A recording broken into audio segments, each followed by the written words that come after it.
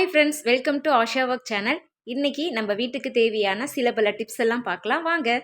நம்ம வீட்டில் அடிக்கடி வெண்டைக்காய் சமைப்போம். அப்படி வெண்டைக்காய் சமைக்கிறதுக்கு 1 2ன்னு சொல்லி கட் பண்ணி டைம் கொஞ்சம் இழுத்துட்டு போகிற மாதிரி இருக்கும். பட் இந்த மாதிரி 7 டு ஒரு 10 வெண்டைக்காய் ஒரே டைமில் எடுத்து ஒரு லப்பர் பேண்ட் போட்டு விட்டு அதை நம்ம அப்படி கட் பண்ணும்போது ஒரே டைமில் நிறைய வெண்டைக்காய் வெட்டின மாதிரி இருக்கும். நம்மளோட டைம் சேவ் ஆன மாதிரியும் இருக்கும். நம்மள சில பேர் கையிலேயே கட் பண்ணுவோம். பட் ஆனால் அது அங்கே இங்கே சொல்லி மேலே கீழே நழுவுற மாதிரி இருக்கும். பட் இந்த மாதிரி லப்பர் பேண்ட் போட்டு கட் பண்ணும்போது நமக்கு அங்கே இங்கே மேலே கீழே அப்படி நழுவாது. ஒரே டைமில் நிறைய ஒரே ஈவனாக வர மாதிரி நம்ம கட் பண்ணிக்கலாம். பாருங்கள், நிறைய வச்சு இந்த மாதிரி கட் பண்ணும்போது எவ்வளோ காய் கிடைச்சிருக்கு. அதே 1 2 கட் பண்ணும்போது நமக்கு கம்மியாக தான் கிடைக்கும். இந்த டிப்ஸ் உங்களுக்கு பிடிச்சிருச்சு அப்படின்னா ஒரு லைக் பண்ணிக்கோங்க. யூஸ்ஃபுல்லாக இருந்துச்சுன்னா ஒரு கமெண்ட் பண்ணுங்கள். நீங்களும் உங்கள் வீட்டில் இது மாதிரி ட்ரை பண்ணி பாருங்கள். உங்களோட டைமும் ரொம்ப ரொம்ப சேவ் ஆகும்.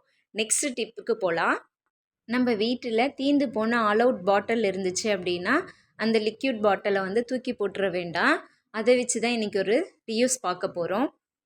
ஈவினிங்கில் கொசு அப்படியே நம்ம வீட்டை தேடி படையெடுத்து வந்துடும். அந்த மாதிரி டைமில் அந்த கொசு விரட்டுறதுக்கான ஒரு ட்ரிக்ஸ் தான். என்னென்னா, இந்த மாதிரி பாட்டிலில் அந்த மேலே இருக்கு இல்லையா, அந்த ரீஃபில் லைட்டாக ஷேக் பண்ணிங்கன்னா அப்படியே வெளியே வந்துடும்.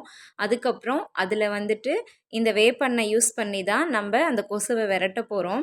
இது ஆல்ரெடி நம்மளோட தாத்தா பாட்டி காலங்களில் இதெல்லாம் யூஸ் பண்ணிட்டு தான் இருந்தாங்க. விளக்கு போட்டு திரி வச்சு அதை எரிய விடும்போது பூச்சியெல்லாம் பக்கத்தில் வராமல் அது தடுக்கப்பட்டுச்சு. அந்த மாதிரி தான் அவங்கெல்லாம் யூஸ் பண்ணிகிட்டு இருந்தாங்க. பாருங்கள், நான் இதில் ஒரு லவங்கமும் அந்த இதில் போட்டு விட்டுக்கிறேன். வேப்பை எண்ணெயும் இந்த லவங்கமும் சேர்ந்து மிக்ஸ் ஆகி அதனோட ஃப்ளேவர் கொடுக்கும்போது பக்கத்தில் கொசு வரவே வராது, பூச்சிகளும் வராது. லவங்கத்தை கொஞ்சம் இடித்து கூட போடலாம். பட் நான் அப்படியே போட்டுக்கிட்டேன். வேணும்னா நீங்கள் இடித்து போட்டுக்கோங்க. இப்போது அந்த ரீஃபில் எடுத்து நல்லா க்ளோஸ் பண்ணி விட்டுட்டு ஆல் அவுட்டோட அதை நல்லா க்ளோஸ் பண்ணி விட்டுருங்க. டைட் பண்ணதுக்கப்புறம் அதை நம்மளோட சுவிட்ச் பாக்ஸில் கொண்டு போயிட்டு ஃப்ளக்கில் போட்டு விட்டு ஆன் பண்ணுங்கள். இந்த வேப்ப எண்ணெயோட ஸ்மெல்லுக்கு கொசெல்லாம் காணாமல் போயிடும். உங்கள் வீட்டில் இதை ட்ரை பண்ணி பாருங்கள். ஒரு 10 மினிட்ஸ்லேயே இதனோட எஃபெக்ட் நல்லாவே தெரியும். கொசெல்லாம் வீட்டை விட்டு வெளியே கிளம்பிடும். ட்ரை பண்ணி பாருங்கள். நெக்ஸ்ட்டு, நம்ம வீட்டில் இருக்கிற சர்க்கரை டப்பா கிட்ட எறும்பு வராமல் இருக்கணும் அப்படின்றதுக்கான டிப்ஸ் தான். சில நேரத்தில் சர்க்கரை அப்படியே கட்டியான மாதிரியும் ஆகிடும். அந்த மாதிரியெல்லாம் ஆகாமல் இருக்கிறதுக்காக தான் ஒரு டிப்ஸு. என்னென்னா, 2 லவங்கம் எடுத்துக்கோங்க. அந்த லவங்கத்தை அந்த சர்க்கரை டப்பாவில் போட்டு விட்டு அப்படியே லைட்டாக மிக்ஸ் பண்ணி விட்டுக்கோங்க. அந்த மாதிரி ஃபுல்லாக சர்க்கரை டப்பா ஃபுல்லாக நம்ம மிக்ஸ் பண்ணி விடும்போது எறும்பு அதனோட வாசத்துக்கு பக்கத்தில் வரவே வராது. சர்க்கரையும் நீர்த்தன்மை இல்லாமல் பார்த்துக்கும். இது போல் உங்கள் வீட்டில் இருக்கிற சர்க்கரை டப்பாலையும் போட்டு பாருங்கள். உங்களுக்கே அதனோட எஃபெக்ட் தெரியும். எறும்பு பக்கத்தில் வரவே வராது. ட்ரை பண்ணி பாருங்கள். எப்படி இருந்துச்சுன்னு கமெண்ட் பண்ணுங்கள். இந்த மாதிரி நிறைய யூஸ்ஃபுல்லான டிப்ஸ் எல்லாம் சொல்லிகிட்டே இருக்க போகிறேன். எங்களோட வீடியோஸ்க்கு நீங்கள் தொடர்ந்து சப்போர்ட் கொடுங்க. ஓகே, வாங்க நெக்ஸ்ட்டு டிப்ஸுக்கு போகலாம். நெக்ஸ்ட்டு, நம்மளோட கிச்சனில் கோதுமை மாவு வச்சுருப்போம். அந்த கோதுமை மாவு வச்சுருக்கிற டப்பாவில் சில டைம் வண்டு விழுந்துரும். கோதுமை மாவில் ரொம்ப நாள் வச்சுருக்கும்போது ஒரு மாதிரி நூல் பட்ட மாதிரி கட்டி கட்டியாக ஆன மாதிரி ஆகிடும். அந்த மாதிரியெல்லாம் ஆகாமல் இருக்கணும் அப்படின்னா நம்ம வீட்டில் இருக்க தூள் உப்பு இருக்கு இல்லையா, அதை எடுத்து ஒரு 1/2 டீஸ்பூன் அளவுக்கு போட்டு அப்படியே மிக்ஸ் பண்ணி விட்டுருங்க. அந்த மாதிரி மிக்ஸ் பண்ணி வைக்கும்போது கட்டிப்படாது, வண்டெல்லாம் வராது. அதில் என்கிட்ட பிங்க் சால்ட் இருந்ததுனால நான் அதை போட்டுக்கிட்டேன். இதுதான் போடணும் அப்படின்னெல்லாம் இல்லை. நார்மலாக நம்ம வீட்டில் இருக்க ஒயிட் சால்ட்டே யூஸ் பண்ணிக்கலாம். உங்ககிட்ட என்ன உப்பு இருக்கோ அந்த உப்பு யூஸ் பண்ணிக்கலாம். இதுதான் யூஸ் பண்ணணும் அப்படின்றதெல்லாம் இல்லை. பாருங்கள், இந்த மாதிரி போட்டு விட்டு நல்லா எல்லா பக்கமும் ஸ்ப்ரெட் ஆகிற மாதிரி நல்லா கிளறி விட்டுருங்க. கிளறி விட்டுட்டு இதை நம்ம ஸ்டோர் பண்ணும்போது அந்த வண்டு பூச்சி அல்லது அந்த கட்டி பிடிக்கிற மாதிரி இருக்க அந்த இதெல்லாம் பக்கத்தில் இருக்கவே இருக்காது. நீங்களும் இதை உங்கள் வீட்டில் ட்ரை பண்ணி பாருங்கள். ட்ரை பண்ணி பார்த்துட்டு எப்படி இருந்துச்சுன்னு சொல்லி கமெண்ட் பண்ணுங்கள். இது கோதுமை ரவை. என்கிட்ட இந்த ரவை இருந்ததுனால இதை நான் காட்டுறேன். நார்மலாக ஒயிட் ரவை கூட நம்ம வீட்டில் வச்சுருப்போம். அந்த மாதிரி ரவையிலையும் பூச்சி மாதிரி இருக்கும், வண்டு பிடிச்சிரும்.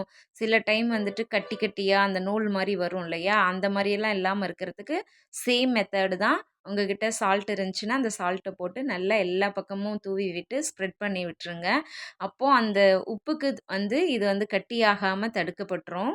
இந்த உப்போட ஸ்மெல்லுக்கு வண்டு பூச்சி எல்லாம் இதில் வராது. நீங்கள் இதையும் ட்ரை பண்ணி பாருங்கள்.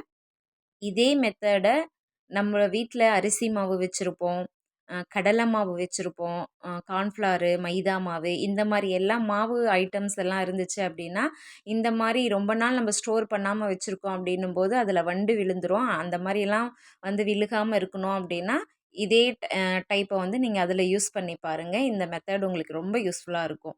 நெக்ஸ்ட்டு வந்து உளுந்து உளுந்து நம்ம ஸ்டோர் பண்ணி வைக்கும்போது ஒரு மாரி உளுந்து வந்து எல்லாம் ஒன்று சேர்ந்து கட்டியான மாரி ஆயிடும். சில டைம் வந்து பூசணம் பிடிச்ச மாரி ஆயிடும். அந்த மாரியெல்லாம் இல்லாமல் இருக்கிறதுக்காக ஒரு டிப்ஸ் தான். என்னென்னா வரமிளகா போட்டு விட்டுக்கோங்க. இந்த வரமிளகாவை போட்டு எல்லா பக்கமும் நல்லா ஈவனாக இருக்க மாரி ஸ்ப்ரெட் பண்ணி விட்டுருங்க. அந்த மாரி பண்ணுறனால அந்த வந்துட்டு ஈரத்தன்மை இல்லாமல் பார்த்துக்கும். இந்த வரமிளகாவோட வாசனைக்கு பூச்சியோ அல்லது அந்த ஈரத்தன்மையோ இல்லாமல் அது வந்து பார்த்துக்கும். ட்ரை பண்ணி பாருங்கள். நெக்ஸ்ட்டு சுண்டல் தான். சுண்டல் வந்து அதிகமாக நம்ம வீட்டில் வாங்கி ஸ்டோர் பண்ணி வச்சுருப்போம். ஒரு 3 கிலோ 4 கிலோ அந்த மாதிரி. ஏன்னா அடிக்கடி பிள்ளைங்களுக்கு ஈவினிங்கில் வந்து நம்ம செஞ்சு கொடுப்போம். முளைக்கட்டி அந்த மாதிரி வந்து பயிர் வகைகளுக்கெல்லாம் இது தேவைப்படும் குழம்பு வைக்க.